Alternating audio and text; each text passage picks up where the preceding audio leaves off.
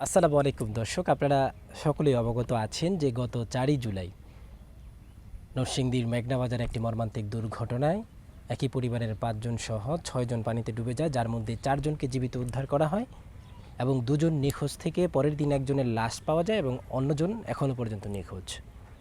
আসলে এই যে দুর্ঘটনাগুলো ঘটছে, কেন এই দুর্ঘটনা, এর কারণ কি, এটার বিস্তারিত এবং ভবিষ্যতে এটা থেকে বাঁচার জন্য কি করতে হবে সেটা নিয়ে মূলত আমাদের আজকের এই রিপোর্ট।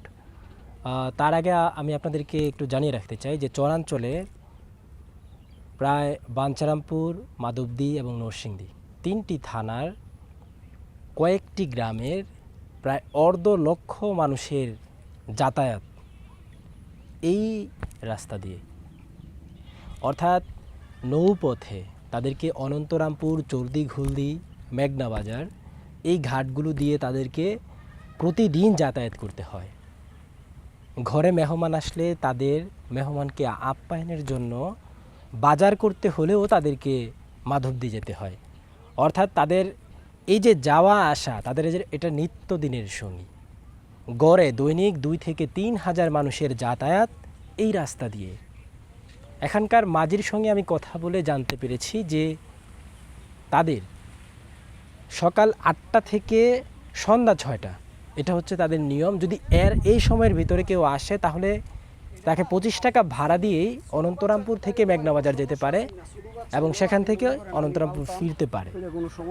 কিন্তু যদি সন্ধ্যা 6টার পর কোনো যাত্রী অনন্তরামপুর থেকে মেঘনা বাজার অথবা মেঘনা বাজার থেকে অনন্তরামপুর বা এই রাস্তায় যাতায়াত করতে চায়, তাহলে তাকে কমপক্ষে গুনতে হবে 400 টাকা, যেটা অনেক পরিবারের জন্যই অসাধ্যের ব্যাপার।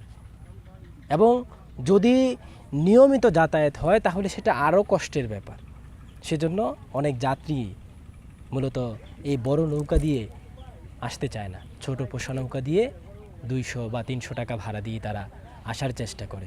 তো দর্শক, ওই দিনের ঘটনার যে এমতাজ পরিবার, তাদের ঘটনাও ঠিক একই রকম হয়েছে। তারা বড় নৌকা ভাড়া করতে পারেনি, ভাড়া বেশি হওয়ায়, তাই তারা ছোট নৌকা দিয়ে আসার চেষ্টা করেছিল এবং ছোট নৌকা আসার কারণে মাঝ নদীতেই কিন্তু তাদের এই দুর্ঘটনার কবলে পড়তে হয়।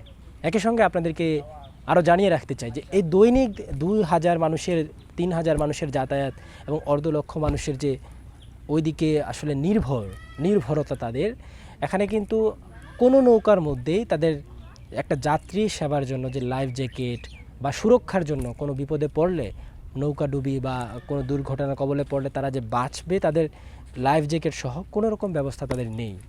এই সুরক্ষাটা কোনোভাবেই সরকারি দপ্তর থেকে এবং তারা নিজেদের উদ্যোগে কোনোভাবেই এই ব্যবস্থা তাদের করা হয়নি। একই সঙ্গে দর্শক, আপনাদেরকে জানিয়ে রাখতে চাই, এখানকার স্থানীয় প্রতিনিধিদের সঙ্গে আমি কথা বলেছি, তাদের বক্তব্য আপনারা এখন দেখবেন। দর্শক, আপনারা দেখলেন যে তারা কি বলেছে এখানকার স্থানীয় জনপ্রতিনিধিরা। অর্থাৎ এখানকার মানুষের যে কষ্ট, সেই কষ্টের ব্যাপারটা আপনারা জানতে পেরেছেন। তাদের দাবি একটাই, যেন নৌকার মধ্যে তাদের অবশ্যই লাইফ জ্যাকেট অথবা সেফটির কোনো একটা ব্যবস্থা করা হয়। একই সঙ্গে তাদের যে নিয়ম, সকাল 8টা থেকে সন্ধ্যা 6টার মধ্যে না ফিরতে পারলে 400 টাকা তাদের ভাড়া দিয়ে আসতে হবে, এই নিয়মটা যেন তাদের বদলানো হয়। এটাই ছিল নরসিংদীর চরাঞ্চল থেকে কাট।